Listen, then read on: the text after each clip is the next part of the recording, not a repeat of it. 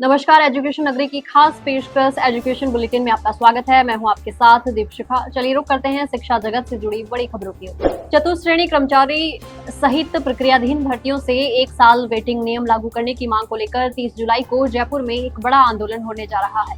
इस आंदोलन में प्रदेश भर से बड़ी संख्या में युवाओं को जयपुर पहुंचकर सीएम भजनलाल शर्मा तक अपनी बात पहुंचाने की कोशिश की जाएगी। युवाओं का कहना है कि आने वाले समय में प्रक्रियाधीन भर्तियों से बड़ी संख्या में पद खाली होंगे। ऐसे में अगर सरकार द्वारा 1 साल वेटिंग नियम को प्रक्रियाधीन भर्तियों से लागू किया जाता है तो इसका फायदा सैकड़ों युवा बेरोजगारों को मिलेगा। तो वहीं दूसरी ओर आपको बता दें कि सरकार ने 1 साल वेटिंग नियम को आगामी भर्तियों से लागू करने का फैसला लिया है, लेकिन पिछले दिनों सीएम भजनलाल शर्मा ने अधिकारियों को निर्देश दिए थे कि वो एक बार फिर से 1 साल वेटिंग नियम को लेकर रिव्यू करें, जिससे वो प्रक्रियाधीन भर्तियों से लागू हो सके। लेकिन फिलहाल इस पर कोई अपडेट नहीं आने की वजह से युवाओं को चिंता सता रही है। ऐसे में अब देखना होगा कि 30 जुलाई को युवाओं के आंदोलन के चलते क्या फैसला लिया जाता है। राजस्थान के स्वायत्त शासन विभाग ने लंबे इंतजार के बाद सफाई कर्मचारी सीधी भर्ती 2026 का आधिकारिक नोटिफिकेशन जारी कर दिया गया है। इस भर्ती अभियान के तहत प्रदेश भर के विभिन्न नगरीय निकायों में 24,752 पदों पर नियुक्तियां की जाएंगी। इच्छुक अभ्यर्थी 15 अगस्त 2026 से 28 सितंबर 2026 तक ऑनलाइन आवेदन कर सकेंगे। भर्ती संविदा नियमों के तहत की जाएगी और इसमें किसी प्रकार की शैक्षणिक योग्यता अनिवार्य नहीं रखी गई है। भर्ती के लिए केवल इतना आवश्यक है कि अभ्यर्थी के पास किसी भी नगर निगम में कम से कम 1 साल का सफाई कार्य का अनुभव हो। महिलाओं के लिए 30% आरक्षण का प्रावधान भी रखा गया है।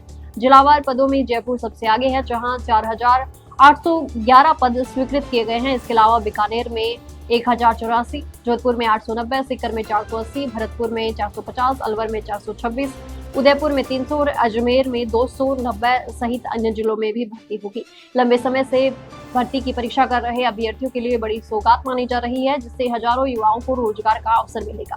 राजस्थान में सरकारी नौकरियों को लेकर भजनलाल सरकार ने बड़ा दावा किया है। सरकार के अनुसार पूर्ववर्ती गहलोत सरकार ने अपने 5 साल के कार्यकाल में 2,13,839 नियुक्तियां दी थी, जबकि मौजूदा सरकार ने महज 2.5 साल में 2,29,824 नियुक्तियों का आंकड़ा हासिल कर लिया है।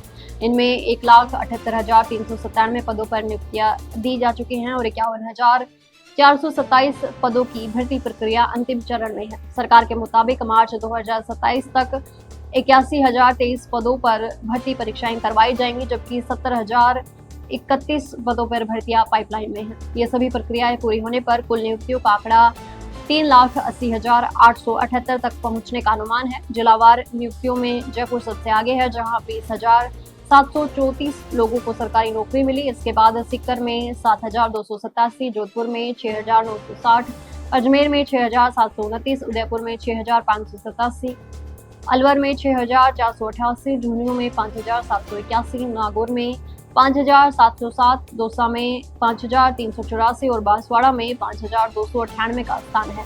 सरकार का कहना है कि पारदर्शी भर्ती प्रक्रिया से युवाओं का सरकारी नौकरियों पर भरोसा बढ़ा है।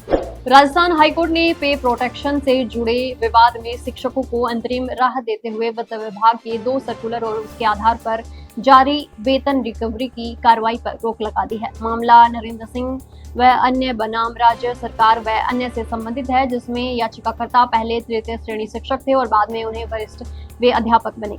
उन्हें पे प्रोटेक्शन का लाभ दिया गया था। वित्त विभाग ने 1 सितंबर 2025 और 2 जून 2026 को जारी सर्कुलरों में कहा था कि तृतीय श्रेणी शिक्षक इस संदर्भ में सरकारी कर्मचारी की श्रेणी में नहीं आते, इसलिए दिया गया पे प्रोटेक्शन गलत है तथा वेतन का पुनर्निर्धारण कर रिकवरी की जाए।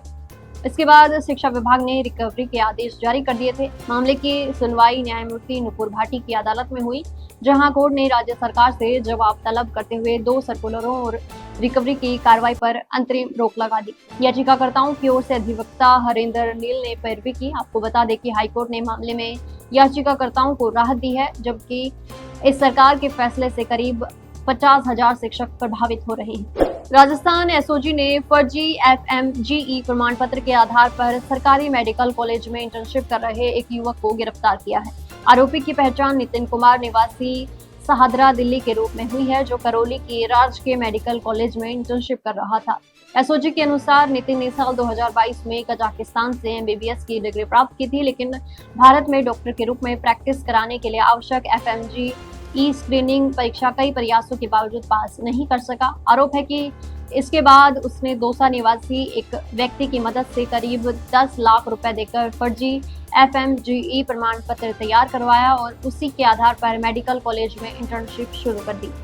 मामले का खुलासा होने पर SOG ने आरोपी को गिरफ्तार कर लिया और फर्जी दस्तावेज तैयार करने वाले नेटवर्क की भी जांच की जा रही है। तो ये थी शिक्षा जगत से जुड़ी बड़ी खबरें। कल फिर आपके साथ रूबरू होंगे, तब तक के लिए नमस्कार।